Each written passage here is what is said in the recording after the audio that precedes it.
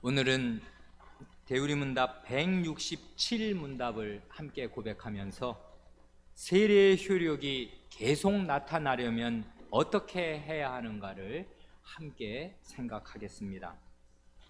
고친 부분이 꽤 여러 곳인데 그 수정한 내용을 이미 알려드렸습니다. 167문, 우리가 어떻게 우리의 세례를 계속 효력 있게 할 수 있습니까?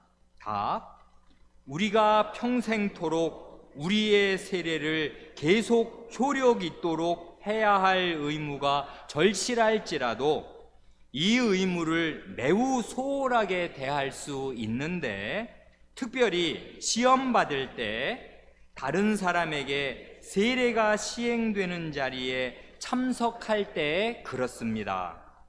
우리가 우리의 세례를 계속 효력 있게 하려면 세례의 본질과 그리스도께서 세례를 제정하신 목적과 세례를 통하여 주시고 인치시는 특권과 유익들과 세례 받을 때 우리가 행한 엄숙한 맹세를 진지함과 감사함으로 살펴야 하고, 우리의 죄악되고 더러운 것과 우리가 세례의 은혜와 우리의 서약에 미치지 못하고 거기에 거슬러 행한 것 때문에 겸비해야 하고, 이 성례로 우리에게 인치신 죄사함과 다른 모든 복에 대한 확신을 향해 자라야 하고, 죄를 죽이고 은혜를 살리기 위하여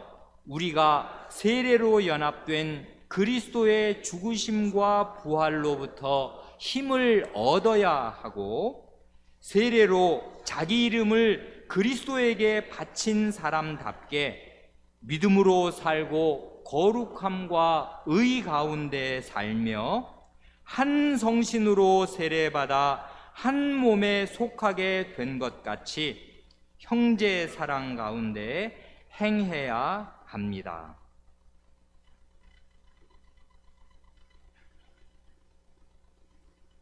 이렇게 세례에 관해 고백하는 우리의 웨스트민스터 대유리문답 165, 6, 7문을 우리가 읽고 고백할 때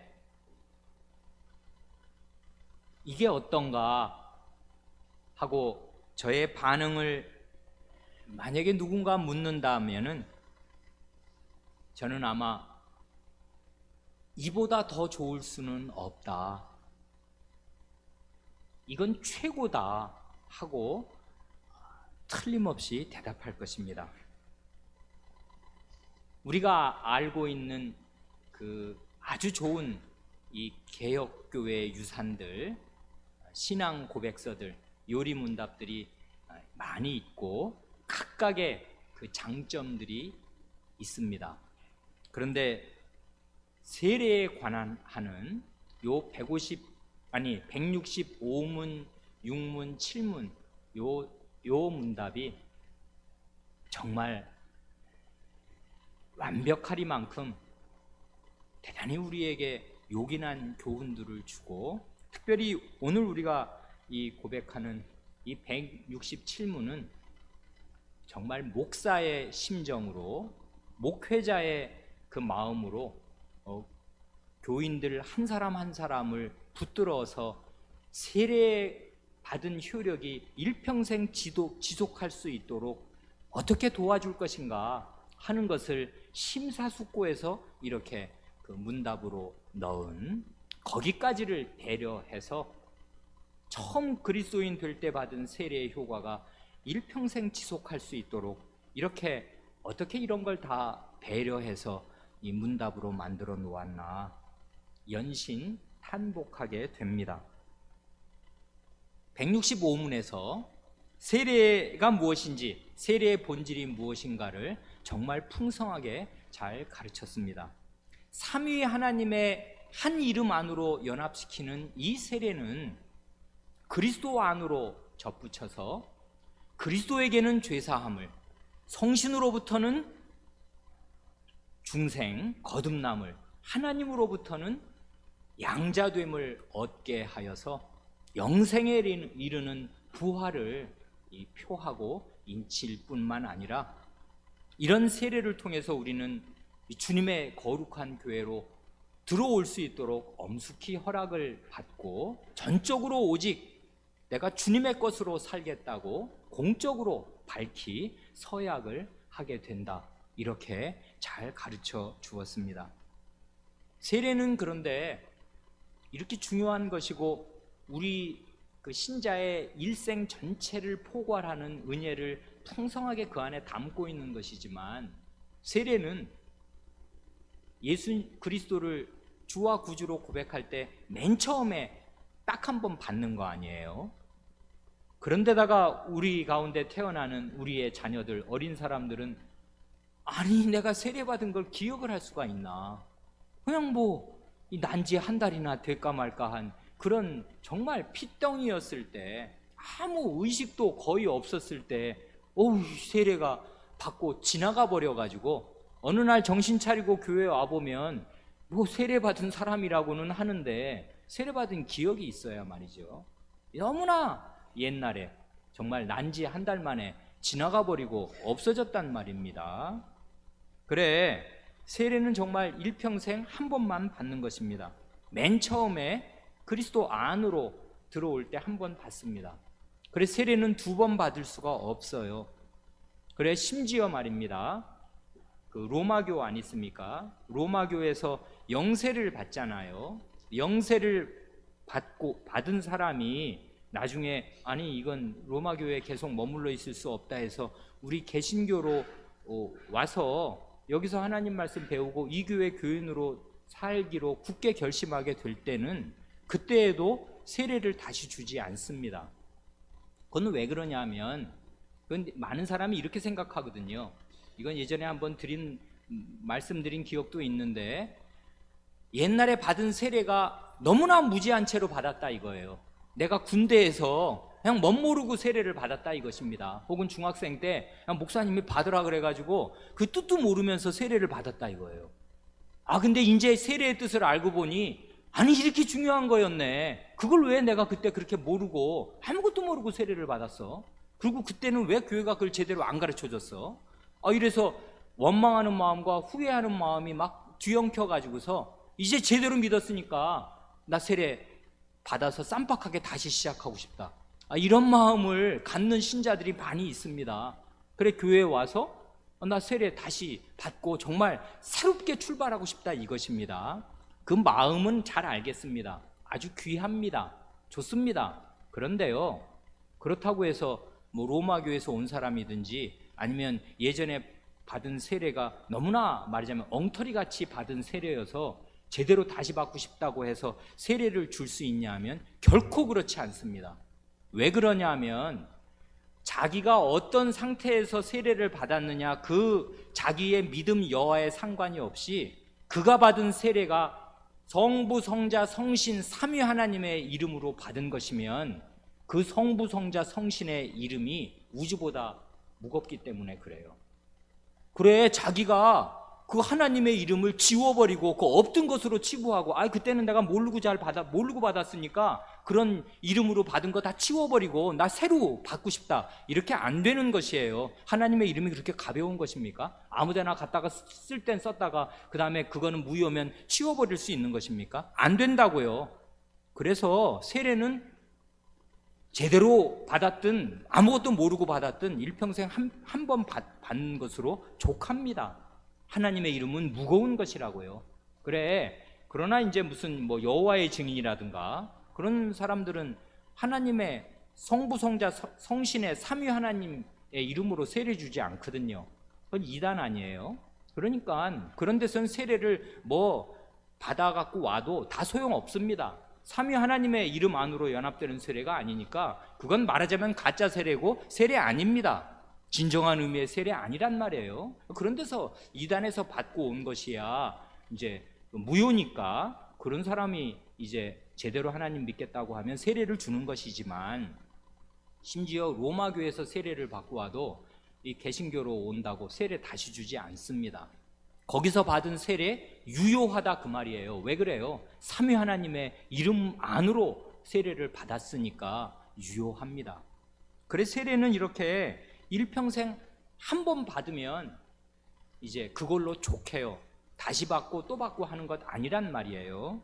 그러나 근데 그 세례가 옛날에 받은 거 아니에요? 여러분들 가운데 세례 받은 지 한 20년, 30년도 넘는 분도 계시지 않습니까? 중학생 때 보통 왜 대한지수 장로교회는 대개 한 중학교 1학년쯤 되면은 이제 정신 차리고 뭐 신앙을 고백할 만한 지각이 있으니까 그 이렇게 학습 문답을 하고 세례를 준단 말이에요. 저도 중1 땐가 세례를 받은 것 같습니다. 그러니 그게 몇 년 전입니까? 3, 40년 전이란 말입니다. 그러니까 그거보다 더 오래된 분도 계시고, 우리 유아세례 받은 우리의 자녀들은 뭐 20년도 더 됐습니다. 이제 어른 됐으면. 그러니 한 번 받은 그 세례의 효력이 어떻게 일평생 나타나는가, 그걸 우리가 잘 알 필요가 있습니다. 그걸 우리가 여기 이 167문에서 잘 가르쳐 줍니다. 그런데 한 번 받은 세례의 효력이 평생 나타나도록 해야 하는데, 그러기 위해서 우리가 할 일이 있다는 걸 알려줍니다. 말하자면 언약의 의무를 일깨워 주는 것이죠. 이게 굳이 그렇게 말하자면 말이에요. 그러니까 은혜 언약은 먼저, 이게 세례는 은혜 언약의 표와 인이니까 은혜 언약은 가장 1차적으로는 하나님의 압도적인 은혜를 표시하고 인치는 것입니다만은 그게 틀림이 없어요. 그게 거의 99%일 것입니다. 은혜 언약 그러면 하나님의 그냥 이 정말 소나기보다 더한 압도적인 은혜가 우리 위에 쏟아져 내립니다. 감당할 수 없을 만큼 큰 은혜가, 영원히 찬송을 해도 다함이 없을 마르지 않는 그 은혜가 우리 위에 쏟아져 내립니다. 이게 거의 전부입니다만은 완전한 전부가 아니에요. 반드시 뭐가 있냐면 그 은혜를 받은 사람의 의무가 있습니다. 할 일이 있다고요. 근데 그 의무 그러면 일단 우리는 그 별로 하고 싶지 않은 거지 않습니까? 억지로 해야 하는 것이 아니라요. 그 의무는 말이 의무지, 은혜 언약의 효력이 계속 나타나도록 하는 바로 그것입니다. 그리 너무나 좋은 거지요. 마치 혼인 서약하는 거랑 이건 대단히 비슷한 거지 않습니까? 혼인 언약이잖아요. 성인 남녀가 언약 관계로 부부로 맺어지면 경건한 의무, 거룩한 의무가 쌍방간에 생기는 것 아니에요. 이 의무는 무거운 짐이고 지겨운 것입니까? 의무의 핵심은 뭐냐면 내가 당신에게만 사랑과 정조를 바치겠다, 이 약속과 서약을 하는 게 혼인의 서약 아니에요. 아니, 그런 게 의무고 그런데 매이기 싫어? 그럼 결혼하지 말고 평생 혼자 살든가. 그러면 한 여자에게 혹은 한 남자에게 평생 매이겠다는 이런 서약을 할 의무가 없는 거지 않습니까? 그러면 뭐 좋습니까? 혼자서 평생 살면? 안 좋다고요. 그런데 서약을 해서 이런 의무에 매이면 평생 한 여자, 평생 한 남자에게 사랑과 정절을 바칠 의무를 가지는데, 이런 의무를 수행하는 가운데 이 부부의 사랑이 계속 유지되고 연결되는 거라고요. 그렇잖아요. 대단히 좋은 의무입니다. 매이는 거라고요. 그 언약에. 마찬가지로 하나님의 압도적인 은혜 언약을 우리가 받으면 그 언약을 지킬 의무가 당연히 발생합니다. 우리는 목석이 아니기 때문에요. 이 언약에 반응하고 살아야 합니다. 그 반응을 어떻게 표시하냐 하면 우리 167문의 그 답에요. 두 번째 문단서부터 보면 내어쓰기 된 부분이 쭉 있잖아요. 세례를 계속 효력 있게 하려면 어떻게 해야 되냐, 5가지를 쭈루루 얘기합니다. 거기 내어쓰기 된 동사만 쭈루루 간추리면 어떻게 돼요?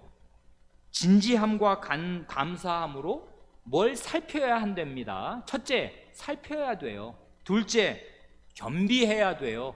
셋째, 확신을 향해서 자라야 해요. 넷째, 힘을 얻어야 해요. 어디에서. 다섯째, 뭐를 행해야 해요.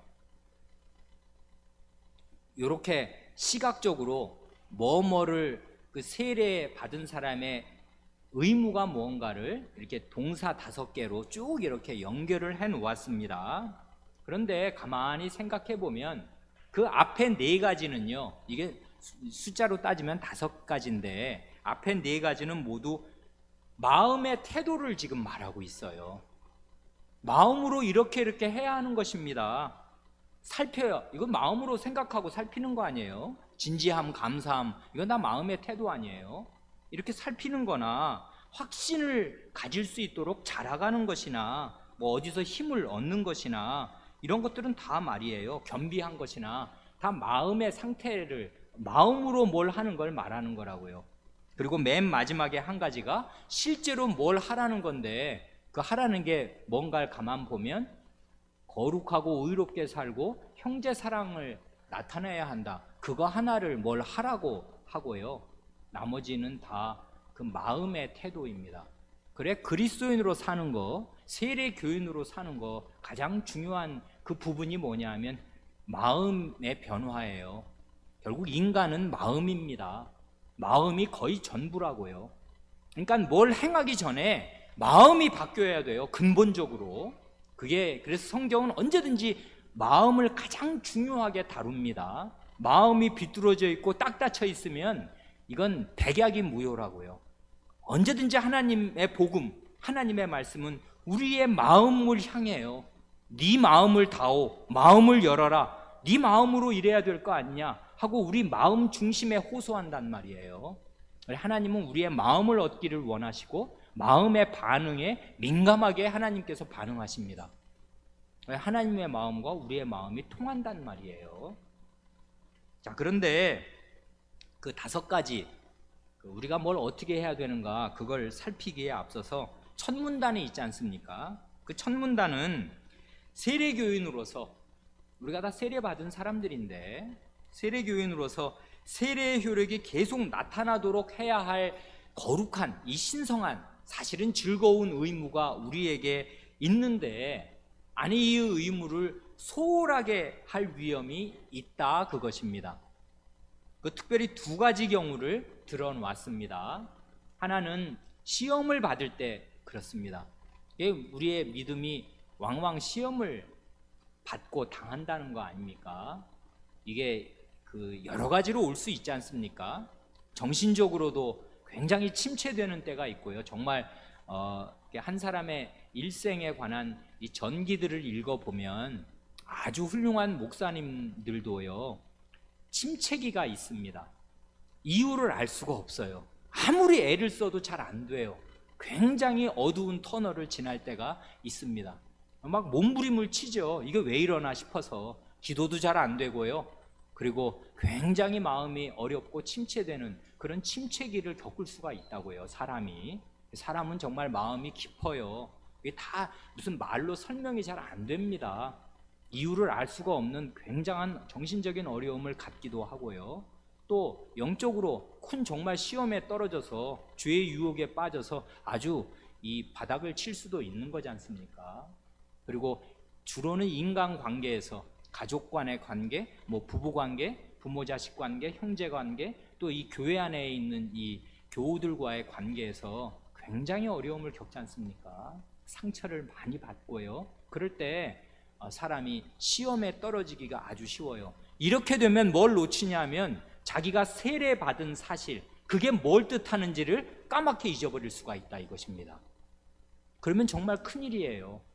삼위 하나님의 이름 안으로 내가 들어와 있는데, 들어와서 이 지금 시험을 겪고 있는데, 시험 받다 보면 시험에 매몰이 돼가지고, 이게 영적인 시험이든 정신적인 것이든 육체적인 것이든 뭐 경제적인 것이든 사회적인 것이든 어떤 것이든 관계가 없는데, 사람이 시험에 떨어지면 자기가 받은 세례의 중요성, 그 의미를 까맣게 잊어버릴 수가 있어요.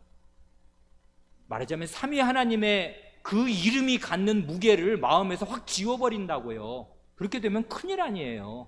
그럼 내가 누군지도 모르게 되는 거지. 자기를 삼위 하나님의 그 성호 안에서 발견해야 될 사람이 하나님의 이름을 까맣게 잊어버리고 내가 누군지를 모르고, 그럼 나는 그냥 힘들어. 계속 그렇게 힘든 채로 그 말하자면 죽치고 있으면 어떻게 되냐 이 말이에요. 그러면 그 사람 세례받은 그 효력 그 사람에게 나타나지 않게 됩니다. 그러면 이게 망하는 길로 계속 가는 거란 말이에요. 그렇게 되지 않도록 조심해야 합니다. 또 하나가, 이건 아주 목회적인 건데요, 다른 사람이 세례받는 자리에 참석할 때 그냥 아무 생각 없이 저 사람 세례받는구나 하고서 이렇게 있게 되기가 쉬운데, 그러면 안 된다는 거지 않습니까? 왜 그래요? 자기가 세례받은 거는, 성인 세례받은 사람은 뭐 그때 그날의 감격이랄지 내가 세례받은 사실 기억할 수 있을지 모르지만, 유아 세례받은 사람은 세례받은 거 기억이 안 나지 않습니까? 할 수가 없지요. 그러니 다른 아이가, 자기는 이제 컸어요, 20살쯤 됐어. 근데 우리 교회에 태어난 아이가 유아 세례를 받으면 내가 저렇게 유아 세례를 받았구나, 그렇게 그 시간이 세례에 대해서 활발하게 상기하고 세례가 무슨 뜻인가를 마음에 되새길 절호의 기회인데, 그런 걸 그냥 무산시켜버릴 수가 있더라, 그것입니다. 우리 교회 같으면 어때요? 지난해에 하나님께서 은혜로 6사람의 새 생명을 주셨지 않습니까? 그래, 이제 비슷한 시기에 태어난 두 아기가 함께 유아 세례를 받기도 하여서 지난해 2018년에는 4번 유아 세례가 있었고, 올해 6월 지난달에도 유아 세례를 우리 교회에서 베풀었지 않습니까? 이럴 때는 정말 절호의 기회란 말이에요. 그걸 요리문답에서 이렇게 명토박아 넣었습니다. 다른 사람 세례 받을 때 왜 가만히 있나? 가장 믿음이 활발하게 작용할 때지. 저 세례가 무슨 뜻이고 무슨 문답이 오고 가고 하나님이 어떤 은혜를 쏟아부으시는가 묵상하고 묵상할 때지 라고 가르쳐 줍니다. 굉장히 이건 목회적이고 실천적이고 아주 우리에게 피부에 와닿는 교훈을 해주는 거지 않습니까? 그렇게 하시라, 그것입니다. 자, 그러면 그 다음이 이제 실제적인 거지 않습니까? 세례를 계속 효력 있게 하려면 어떻게 해야 하는가 하는 것입니다.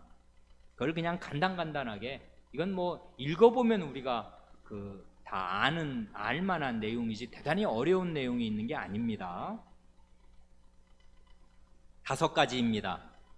첫째는 진지함과 감사함으로 무엇을 살피랍니다. consideration, 생각하라는 거, 숙고하라는 거지 않습니까?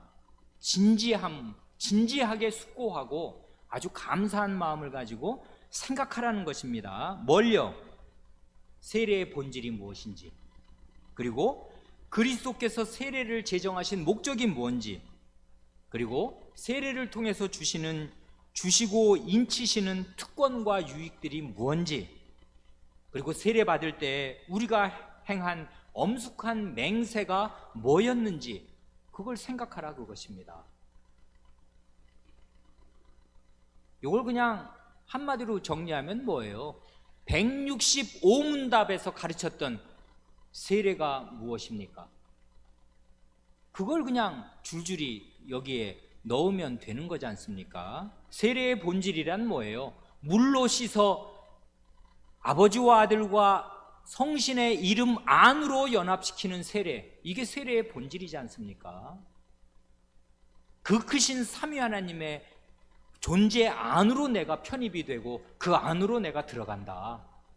이것 이상은 없단 말이에요. 사람이 난다 긴다 해도 삼위 하나님의 이름 안으로 내가 들어가면 다 얻는 것이지, 그 거룩한 트라이앵글 속으로 내가 들어간다. 이게 세례의 본질입니다. 삼위 하나님과의 연합. 그리스도께서 세례를 제정하신 목적이란 뭐예요?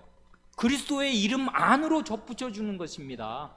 그리스도와의 연합 아니에요. 너 내 안으로 들어와, 나는 네 안으로 들어갈게. 너랑 나랑 이제 한 몸이야. 내가 네 머리고 네가 내 몸이야. 너랑 나랑 분리되면 어떻게 돼? 목 잘린 시신 되는 거지. 나는 너 없이 없고 너도 나 없이 존재 못한다.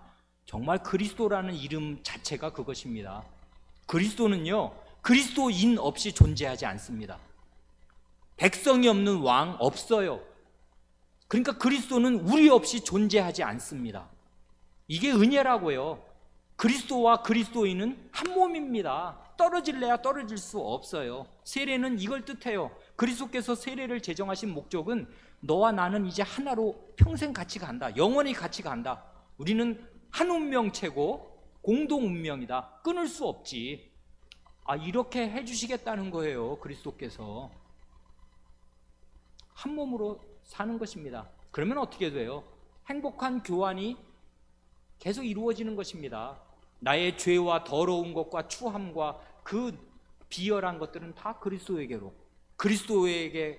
그리스도가 가지고 계신 그 모든 복과 은혜는 다 내게로, 죽음은 그리스도에게로, 생명은 내게로, 이런 선순환이 계속 이루어지는 것이라고요. 너무나 좋은 거지요. 세례를 제정하신 목적이라는 거. 그리스도와 그리스도인을 하나로 묶으셔서 그리스도인의 모든 그 연약함을 자기 것으로 삼으시고 그리스도의 모든 강함을 그 그리스도인에게 베풀어 주시는 이런 목적, 세례를 통해서 주시고 인치시는 특권과 유익들, 이건 우리가 이제는 모를 수가 없지 않습니까? 그리스도에게 받는 사죄, 성신으로 받는 새로운 생명과 거듭남, 하나님께로부터 받은 그 하나님의 자녀된 신분, 그래 결국은 이 모든 은혜가 확 피어나는 날 영원한 생명으로 부활할 몸을 입는 것, 이런 것들을 주님께서 약속하시고 이런 특권을 세례받은 사람에게 주십니다. 그래 세례받을 때 우리는 무슨 맹세를 하는가? 주님이 몸으로 삼으신 이 보이는 교회에 내가 한 회원으로 산다. 그리고 이제 전적으로 오직 그리스도의 것으로, 주님의 것으로 살겠다고 나는 맹세합니다. 서약합니다. 이런 것들을 말이에요. 이건 165문의 내용 그 자체지 않습니까? 이거를 아주 진지하게, 그리고 이건 하나하나 생각할 때마다 진짜 감사한 거지 않습니까? 그래, 이런 진지함과 감사한 마음으로 이러한 중요한 내용들을 숙고하는 것입니다. 묵상하는 거라고요. 그래, 그런 의미에서 정말 그 목사님의 말은 참 명언이라고요. 믿음은 생각하는 것입니다. 믿음은 생각하는 것이라고요.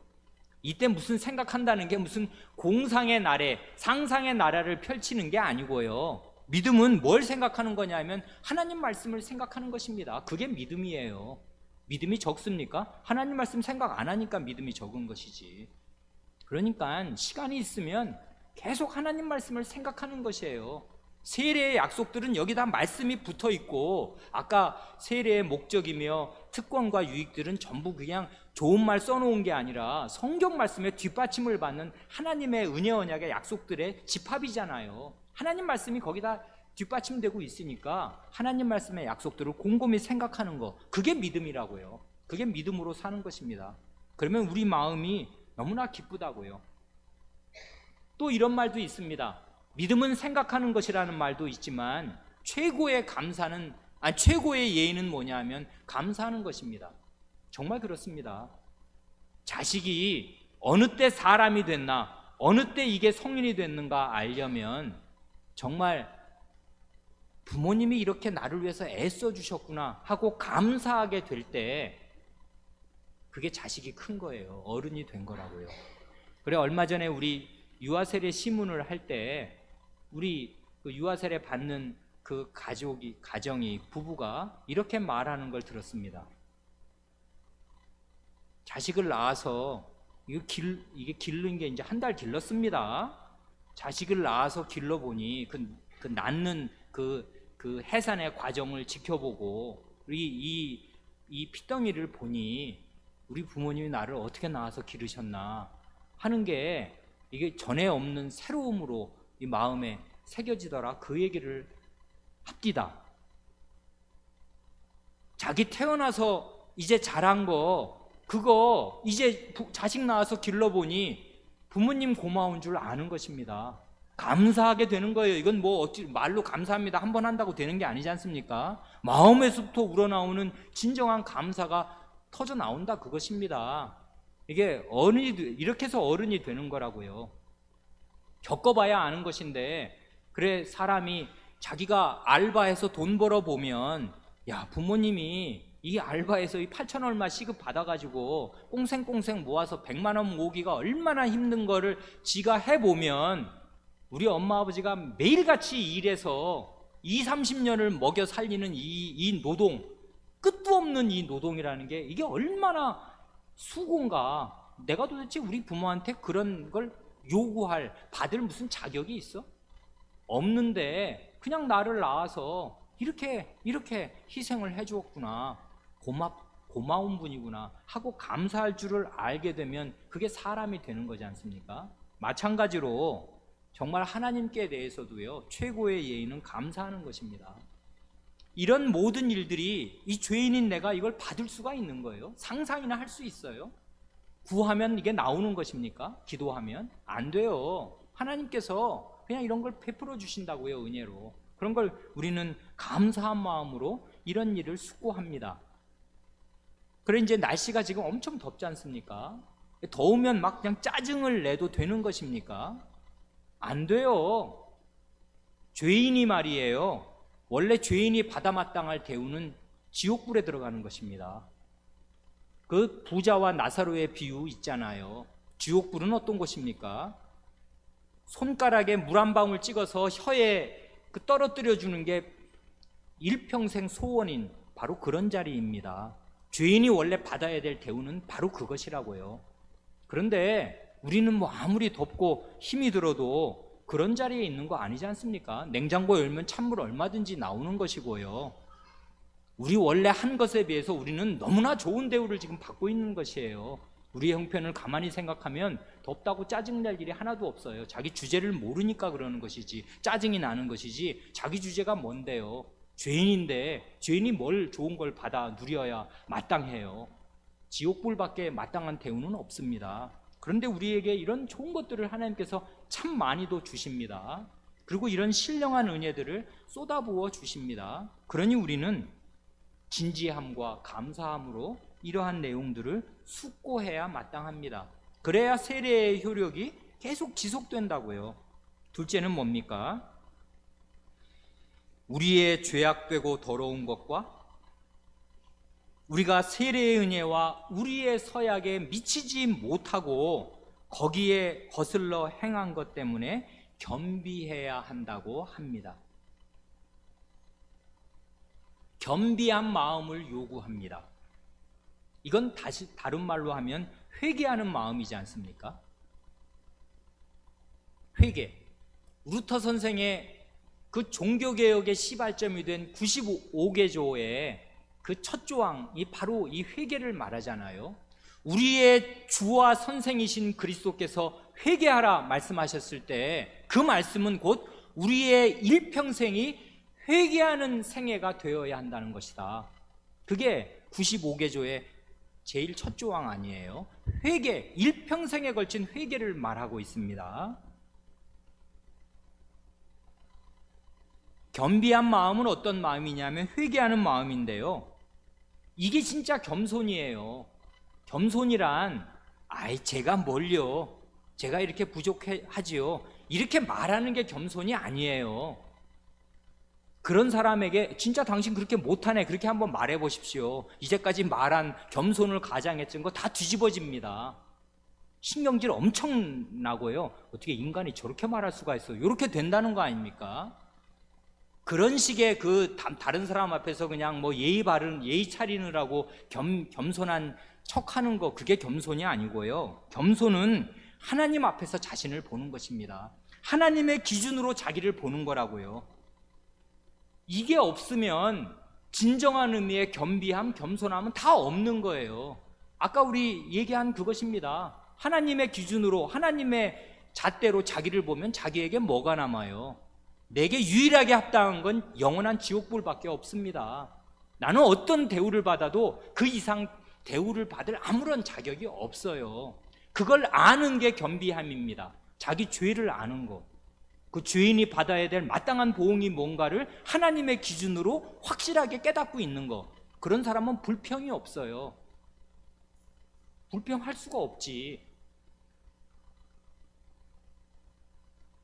이게 겸손이라고요. 이게 겸비함이라고요. 그러니까 사람이 하나님을 모르면, 그러니까 보통 왜 여러분 사회에서도 진짜 겸비하게 보이는 인격이 훌륭한 사람들도 많지 않습니까? 다 신사숙녀들이 많이 있습니다, 이 사회에.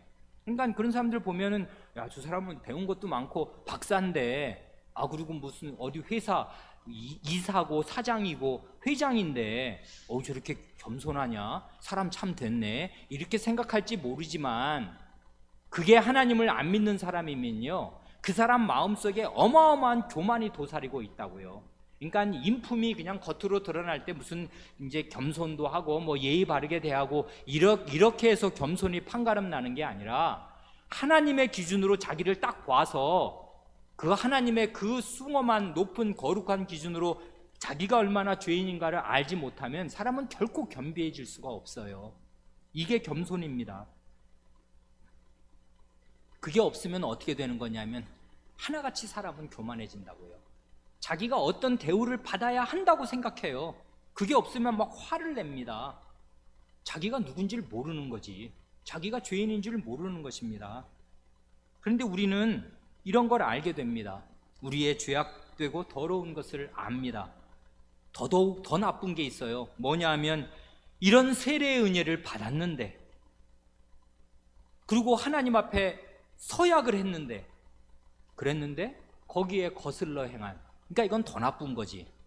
그러니까 결혼하지 않은 사람이 짓는 죄는 음란이고요, 결혼한 사람이 짓는 성적인 부도덕은 간음입니다. 간음죄는 사형밖에 답이 없어요. 원래 훨씬 더 심각한 거라고요. 결혼하지 않을 때 지은 성적인 부도덕보다 결혼하고 나서 지은 성적인 부도덕은 이게 훨씬 더 이게 가중처벌되지 않습니까? 마찬가지로 우리는 세례 안 받을 때 지은 죄도 이게 해결이 안 되는 거지만, 아니 세례를 받았는데 이런 은혜를 다 받아놓고도 또 죄를 지었네. 이러면 이걸 어떻게 하면 좋아요? 대책이 없습니다. 이러면 결혼한 사람으로서 하나님과 거룩한 혼인 언약을 맺은 사람으로서 그 언약을 깨뜨리는 행위를 했더라 이것이에요. 이게 다 우리의 형편이란 말입니다. 세례에 여기 서약을 생각하면 이걸 서약을 우리가 지키고 살았나요? 안 되면, 이 서약을 못 지켰으면 그건 어떻게 되는 건가요? 하나님과 혼인 언약을 깨뜨린 것입니다. 간부가 되는 거라고요. 간통한 부녀자가 되는 거란 말입니다. 이러면 어떻게 해야 돼요? 가슴을 찢고 회개하는 수밖에 없는 거지. 뭐 이래라 저래라 다른 사람한테 뭐 이런저런 불평을 얘기한단 말이에요. 애통하고 겸비하는 수밖에 없다고요. 그러니 요 1번을 요 첫 번째 요구한 거 있지 않습니까? 진지함과 그 감사함으로 이러이러한 세례의 은혜들을 숙고할 것. 그러나 2번, 이런 은혜에 미치지 못한 우리의 죄악됨에 대해서 겸비할 것. 요 두 가지를 잘 생각하면 하이델베르크 요리문답이 가르치는 그 나선형 구도가 금세 생각나지 않으십니까? 하이델베르크 요리문답의 세 뼈대가 뭐예요? 우리의 죄와 비참함, 그 다음 뭡니까? 우리의 구원, 우리의 구속, 그 다음이 뭐예요? 감사함. 그러니까 죄와 비참함 가운데 있던 우리를 구원해 주셨으니 구원해 주신 하나님께 감사를 드리며 산다.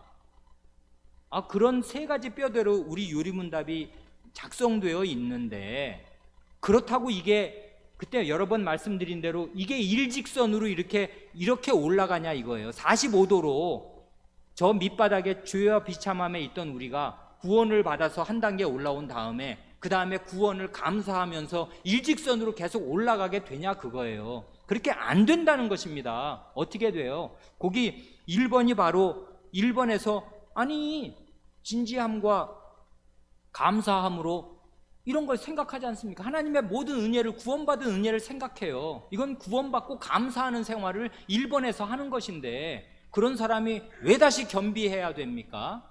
이거라고요. 이게 나선형이라고요. 말씀드렸죠. 소라 껍질처럼요. 이렇게 올라가는데 꼭대기에 있다가 감사의 생활로 있다가 다시 우리의 죄와 비참함으로 내려오는 것이에요. 이렇게 나선형으로 소라 껍질처럼 올라간다고요. 그리스도인의 삶은 언제든지 이렇게 되어 있어요. 그러니까 여기서도 이 그리스도인의 삶의 요체를 잘 이해한 사람으로서 이렇게 이 목사님들이 고백하는 것입니다. 하나님의 구원의 은혜, 이런 세례의 은혜를 참으로 감사하는데, 그렇게 감사하면 정점에 있는 것 같은데 이제 다시 내려온다고요. 어디로 내려와요? 우리의 죄와 비참함으로 다시 내려옵니다. 우리는 이 세례의 은혜에 합당치 못하게 산 죄인들이라고요. 여전히 지금도 그렇습니다. 그래 우리의 죄의식 훨씬 더한 깊이로 우리의 죄와 비참함을 다시 고백하고 그 마음에 새깁니다. 이게 진짜 겸비함이라고요.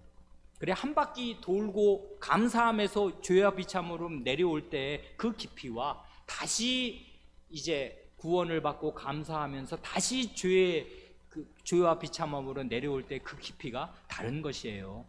그래 우리는 이렇게 나이를 먹을수록, 교회에 오래 다닐수록 이런 나선형 구도에서 점점점 깊어져야 마땅합니다. 이게 바로 바울 사도의 일생에 걸친 그 고백의 발전이지 않습니까? 죄의식의 발전. 말씀드린 대로 고린도전서 15장 9절에서는 모든 사도보다 지극히 작은 나라고 말하지 않습니까? 나는 사도라 칭함을 받기에 감당치 못할 자다. 사도 중에 자기를 제일 작대입니다. 그런데 에베소서로 가면 뭐라고 말해요? 그 다음 서신이거든요. 그 다음 서신으로 가면 에베소서 3장 8절에서는 모든 성도 중에서 지극히 작은 자보다 더 작은 나. 이 사도 중에서 작은 자가 아니고 이제는 교인들 중에서 가장 작은 나라고 표시하다가 마지막 디모데 전서로 가면 뭐라고 말하는지 다 기억하시지요? 죄인 중에 괴수입니다. 이건 인생의 말년에 이르러서 그의 죄의식이 사도 중에 가장 작은, 성도들 중에 가장 작은, 아니 전 세계에 있는 죄인들 중에 가장 괴수와 같은, 가장 괴물인 나, 이렇게 자기의 죄의식이 사도가요 점점 깊어집니다. 이건 그 사람이 실제로 옛날보다 죄를 계속 많이 짓고 있기 때문에 이렇게 고백하는 게 전혀 아니에요. 그 양반 별로 죄 안 짓습니다. 사도가 무슨 죄를 지어요? 그런데 죄의식이 깊어진다고요. 왜 그래요? 하나님의 은혜를 더 많이 알잖아요. 하나님의 거룩하심을 더 많이 뵙잖아요. 그렇게 되면 뭘 모르니까 자기가 그냥 웬만한 줄 알고 남보다는 좀 낫게 사는 줄 알고 어쩌니 저쩌니 교회에서 이런저런 봉사 많이 했니, 뭐 내가 모태신앙이니, 뭐 그런 헛소리를 하는 거지. 하나님이 누구신 줄 알면 날이 갈수록 자기의 그 죄된 모습, 자기의 그 형편없는 거, 그런 것들이 점점 더 밝히, 더 깊이 있게 더 새겨지는 것입니다. 마음 가운데. 그러니 마음이 점점 더 낮아지는 것이에요. 이게 그리스도인의 성장 과정입니다.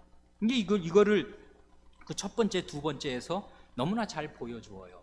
그렇지 않습니까? 감사한 사람이 왜 다시 죄를 고백하는 것입니까? 당연한 것이에요. 우리의 인생은 이렇게, 그리스도인의 인생은 나선형으로 하늘을 향해서 가는 것입니다.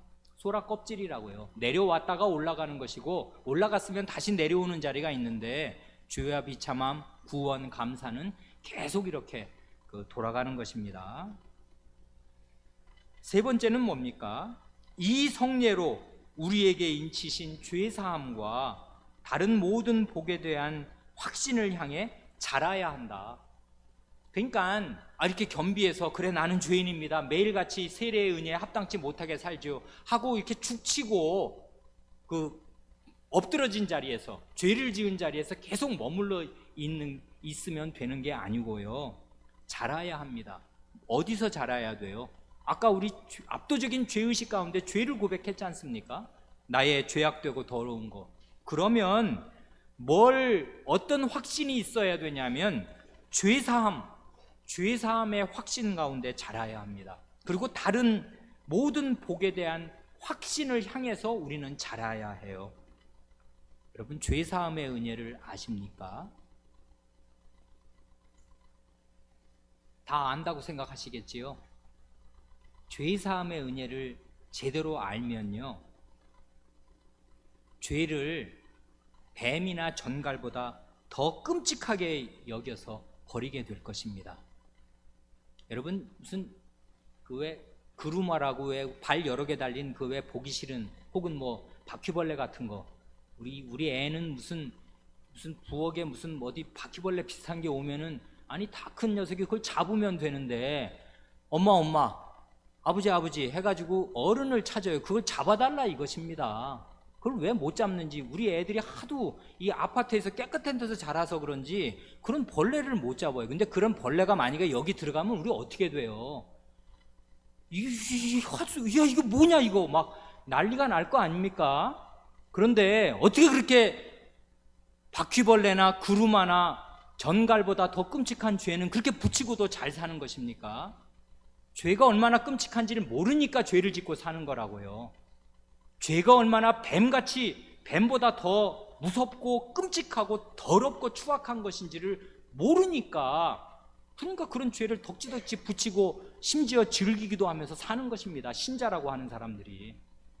그런 상태로는 죄 사함의 은혜를 잘 모르는 거예요. 이 죄에 사함 받는다는 게, 이 죄를 씻으려면 어떤 대가가 치러져야 되는데 그리스도의 목이 끊어져야 된단 말입니다. 그리스도가 죽어야 이 죄가 해결된다고요. 죄는 무서운 것입니다. 정말 세상에서 가장 끔찍한 것입니다. 오죽하면 하나님이 자기 아들을 목을 치셔야 그게 해결이 될까요? 이 끔찍한 죄를, 그렇게 죄사함을 제대로 깨닫는 사람이 죄를 계속 품고 살 수가 있어요? 그건 죄사함이 아직도 뭔 걸 모르는 것이라고요. 그 사람은 제대로 죄사함을 경험을 못한 거지.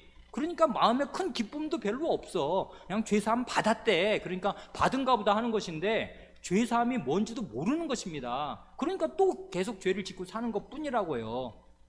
죄사함이 뭔지를 제대로 알아야 합니다. 그러려면 어떻게 해야 돼요?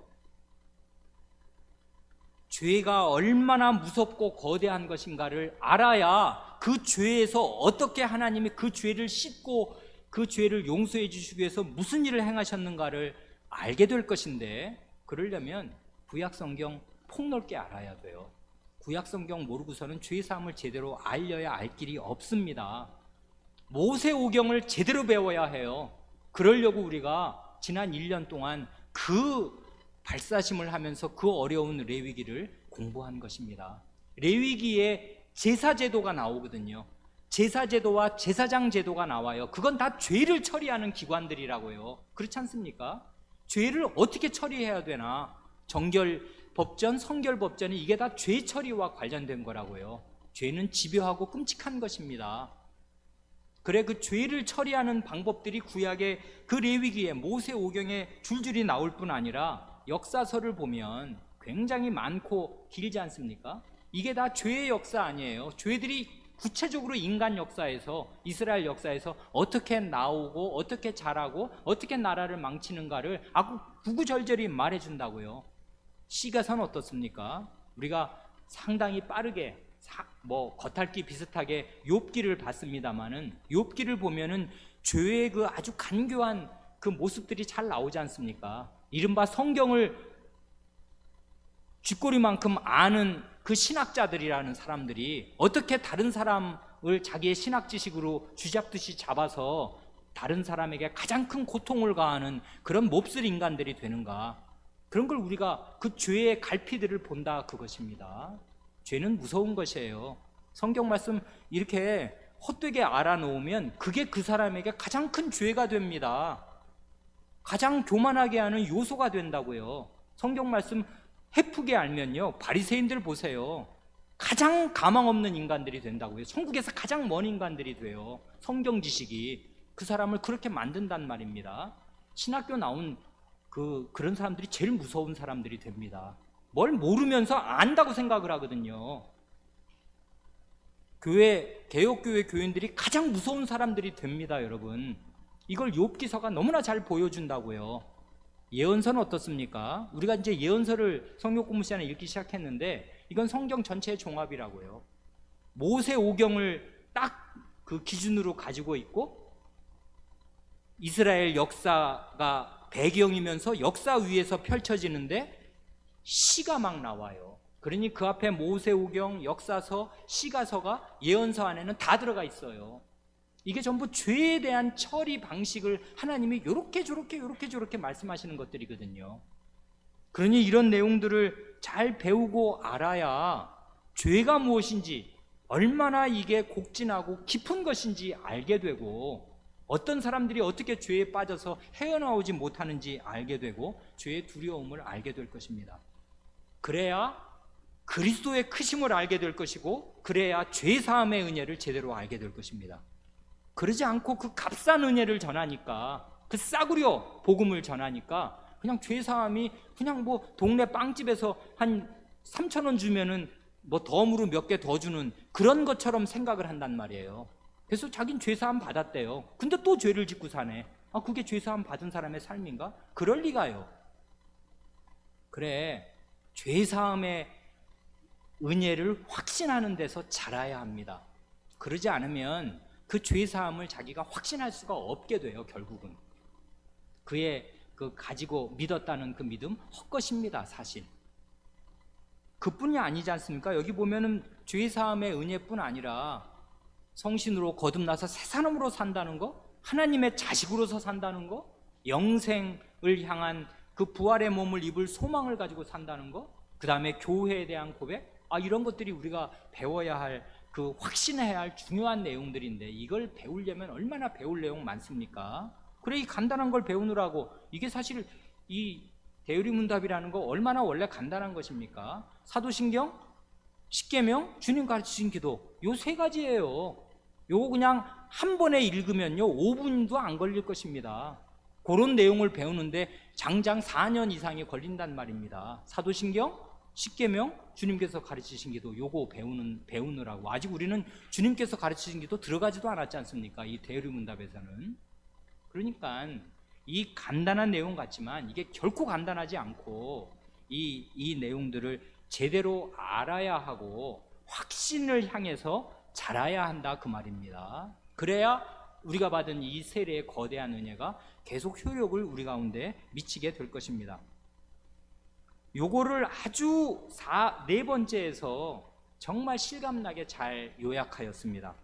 죄사함의 은혜, 그리고 다른 모든 복에 대한 확신이 결국은 그 요체가 뭐냐면 그 네 번째인데요, 죄를 죽이고 은혜를 살리기 위해서 우리가 세례로 연합된 그리스도의 죽으심과 부활로부터 힘을 얻는 바로 그것입니다. 이 3번의 핵심을 이 4번이 이런 식으로 정리하여 줍니다. 결국은 이거예요. 죄사함은 어떻게 얻어지는 것인가요?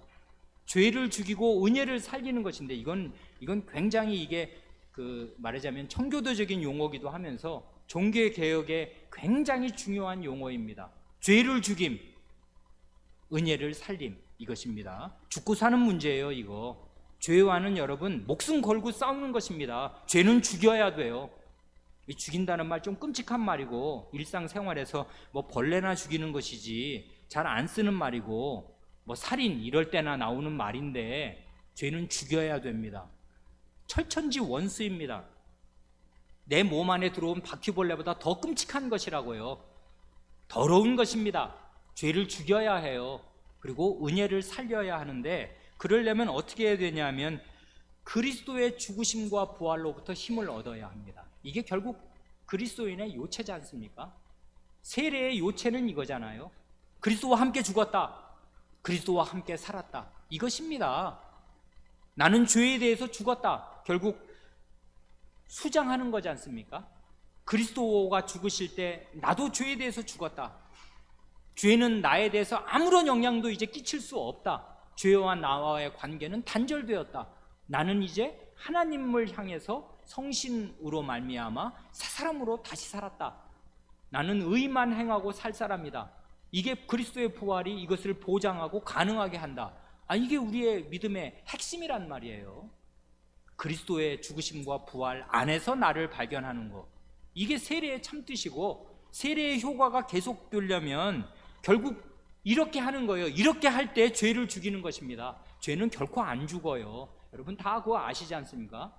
죄는 정말 죽을 때까지 달라붙을 것입니다. 안 떨어질 것입니다. 죄를 떨어뜨리는 유일한 힘은 그리스도의 죽으심에 연합되고 그리스도의 부활에 연합되는 것밖에 없어요. 그러려면은 그리스도의 죽으심과 부활의 참뜻을 묵상해서 그것으로부터 내가 힘을 얻어야 죄를 죽일 수 있는 힘이 나올 것입니다. 마지막 5번째는 이것입니다. 세례로 자기 이름을 그리스도에게 바친 사람답게 믿음으로 살고 거룩함과 의 가운데 살며 한 성신으로 세례받아 한 몸에 속하게 된 것 같이 형제 사랑 가운데 행해야 합니다.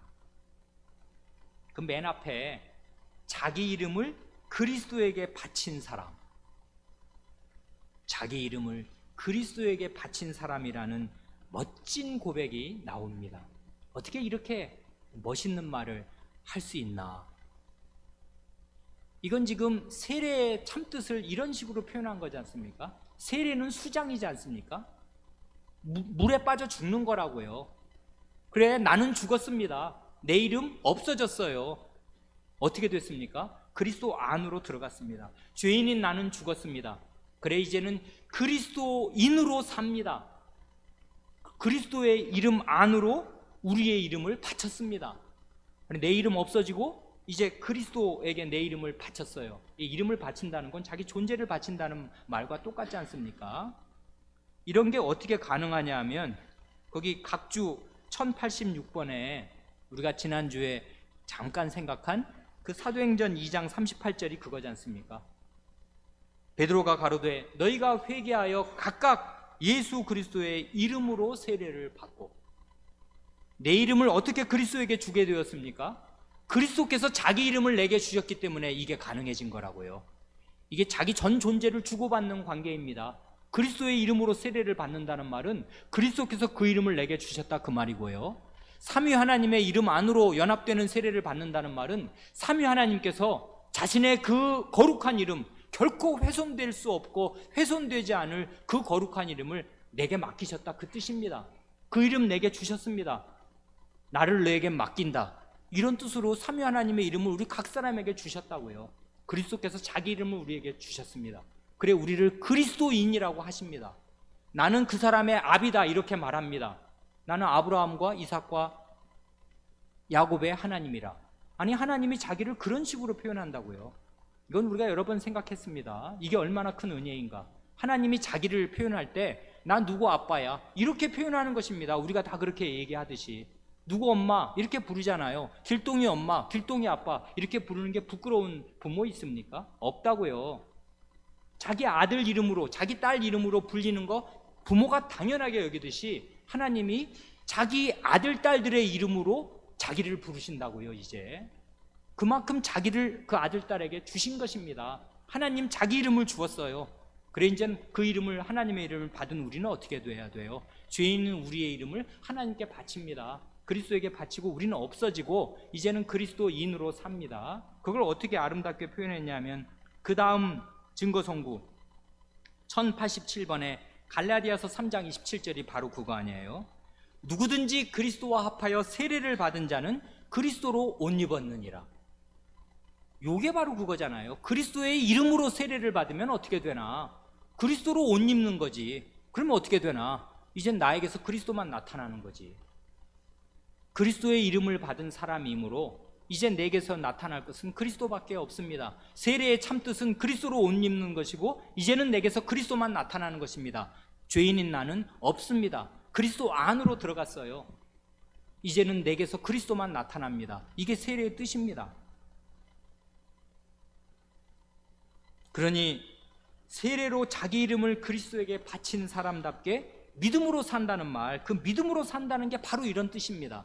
그리스도를 의지하여서 그리스도와 연합되고 그리스도로 아예 옷을 입고, 여러분 이렇게 제가 이렇게 가운 입고 이렇게 강단에 서듯이 여러분들도 다 옷 입고 있지. 여기 지금 뭐 한증막 아니고 목욕탕 아니지 않습니까? 벌거벗고 우리 못 만나는 거 아닙니까? 남녀 유별한데 다 성인들은 옷 입고 만나는 것이지 맨몸으로 만나는 사람 없듯이 옷을 입고 만나야 되는데 그 옷이 그리스도입니다. 그러니까 그리스도를 벗어제끼고 만나면 어떻게 되는 거예요? 아, 당신이랑 나랑 인간 대 인간으로 만나서 우리 함께 술 한잔하고 얘기해 봅시다. 그래서 벌거벗고 만나면 뭐가 되냐고요. 그리스도 없이 만나면 그게 벌거벗고 만나는 거라고요. 부끄러운 거지.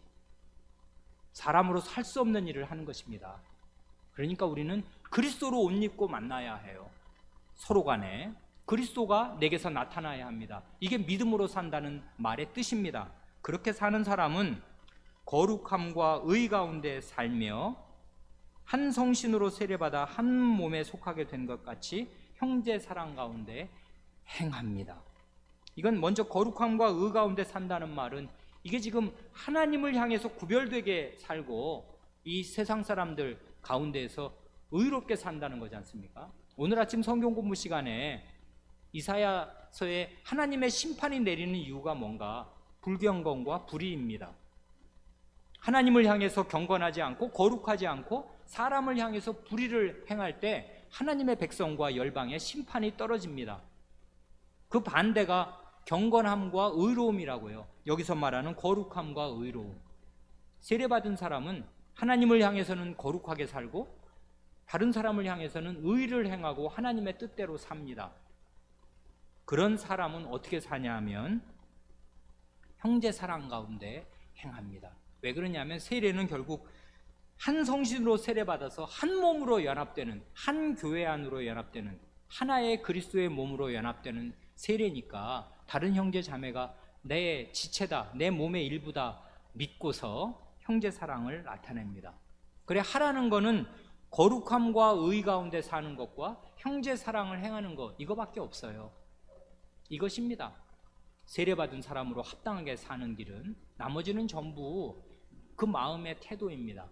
어떻게 복음을 제대로 믿을 것인가, 복음에 나타난 은혜를 어떻게 마음으로 계속 묵상할 것인가, 그리고 그것을 내 것으로 만들 것인가, 그걸 위해서 우리가 모든 교회 활동이 있는 것이고요.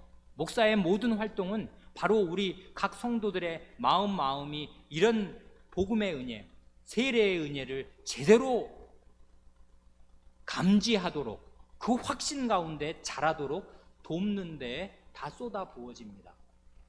그러려고 우리가 주일도 또 수요일도 여러 그 성경 공부하는 시간들이 있고 그 하나님 말씀 배우는 시간들이 있습니다.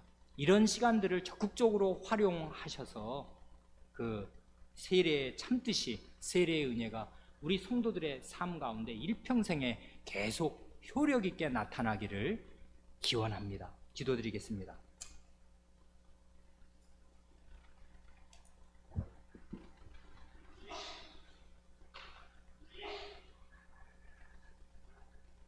하나님 아버지, 저희에게 삼위 하나님의 한 이름 안으로 연합되는 세례를 베푸시고 그리스도 안으로 접붙여 주심으로 이 모든 놀라운 은혜를 주셨사오며 저희를 혼인 상대자로 예우하셔서 이 혼인 안으로 들어온 저희가 하나님에 대하여, 이 세상에 대하여 어떤 태도를 취할 것을 마땅히 요구하시며 그것을 저희에게 가르쳐 주시옵니다. 이것이 저희의 신성한 의무요 경건한 의무이오나 이것이 억지로 해야 할 의무가 아니었고 하나님께서 베풀어 주신 이 압도적인 은혜를 계속 누리고 받는 길인 줄을 아오니 저희가 저희에게 베풀어 주신 이 거룩한 세례가 계속 저희의 인생에서 효력 있게 나타나기 위하여 하나님 앞에 힘써야 할 것들을 힘쓰게 하여 주시옵소서. 그리스도의 죽으심과 부활에 연합되는 뜻이 무엇인지를 마음 가운데 새길 수 있게 하여 주시고 그리스도와 함께 죽고 그리스도와 함께 살아 죄를 죽이고 은혜 가운데 계속 살 수 있게 하여 주시옵소서. 저희 가운데 두신 형제를 참되게 사랑할 줄 알게 하시고 함부로 대하지 않게 하시며 가장 가까이 두신 이웃인 자기 배우자와 가장 가까이 두신 부모와 자식과 형제 자매에게 함부로 대하지 않을 수 있게 하여 주시옵소서. 그리하여 세례의 은혜와 참뜻이 저희 가정 안에 풍부하게 나타나게 하여 주시옵소서. 가족을 대할 때에도 그리스도로 옷 입고 대할 수 있도록 저희에게 성신으로 힘을 주시옵소서. 그리하여 가정 안에도 거룩한 사랑이 흐르게 하시고 경건한 질서가 있게 하시며 서로를 붙들어주는 가운데 저희의 자녀들이 이 경건한 분위기 안에서 그리스도를 믿는 것이 얼마나 복되고 좋은 것인가를 몸으로, 온몸으로 체감하면서 자랄 수 있게 하여 주시옵소서. 우리 구주 예수님의 이름으로 기도하옵니다. 아멘.